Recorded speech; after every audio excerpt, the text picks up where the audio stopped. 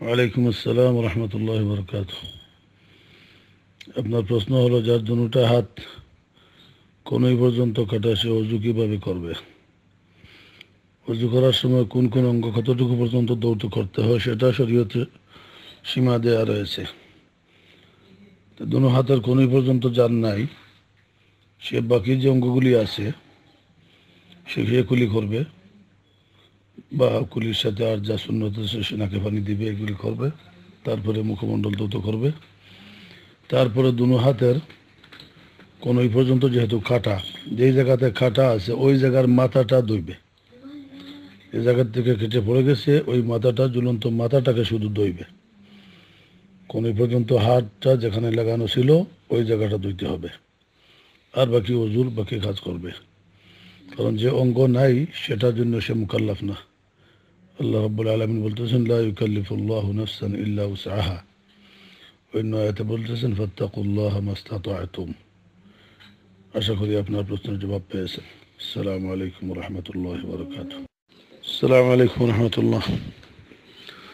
হাত বা পাও কাটা মানুষের অজুর ব্যাপারে প্রশ্ন উত্তর দেওয়া হয়েছিল। এই ব্যাপারে আরও কিছু কথা অ্যাড করা প্রয়োজন মনে করতেছি।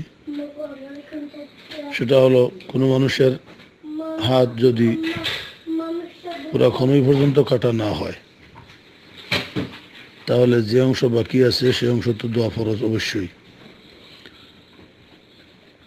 ঠিক পায়ের এই অবস্থা, যদি এখনো পর্যন্ত কাটা না হয় তাহলে যতটুকু আছে ততটুকু ধুইতে হবে।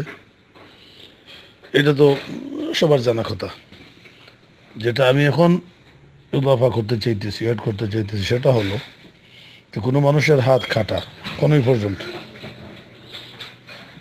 সে যদি কৃত্রিম হাত লাগায়, এখন তো লাগানো হয় এরকম হাত পাওয়া মানুষে লাগায়, তাহলে সেটা অজুর সময় কি ধুইতে হবে না? সেটা ধুইতে হবে না।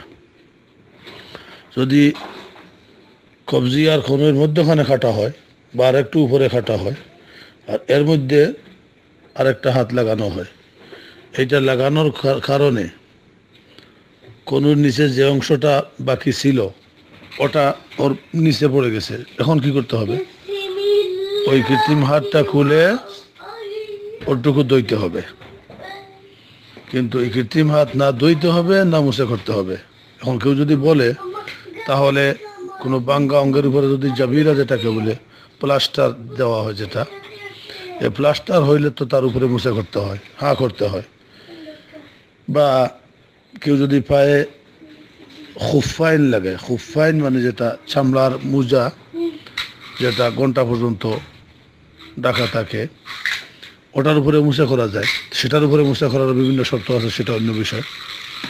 তো কেউ বলতে পারে এই যুক্তিতে, যদি ওই চামড়ার মোজার উপরে মুছে করতে হয় অথবা জাবিরার উপরে, প্লাস্টারের উপরে মুছে করতে হয়, তাহলে কৃত্রিম লাগানো প্লাস্টিকের হাতের উপরে করতে হবে না কেন? সেটার জবাব হলো, সেই জাবিরা, প্লাস্টার অথবা খুফাইন বিদ্যমান অঙ্গের উপরে লাগানো হয়েছে। এই অঙ্গটা আছে, এর উপরে লাগানো হয়েছে বিদায় এটার উপরে মুছে করতে হবে। আর যার এই অঙ্গটা পুরোটাই নাই, আরেকটা বানাইয়া লাগানো হয়েছে, সেটার উপরে সেটা না অজুতে দইতে হবে না মুছে করতে হবে। এই কথাটাই এড করতে চাইছিলাম। আশা করি কথাটা পরিষ্কার হয়েছে। আসসালামু আলাইকুম রহমতুল্লাহ।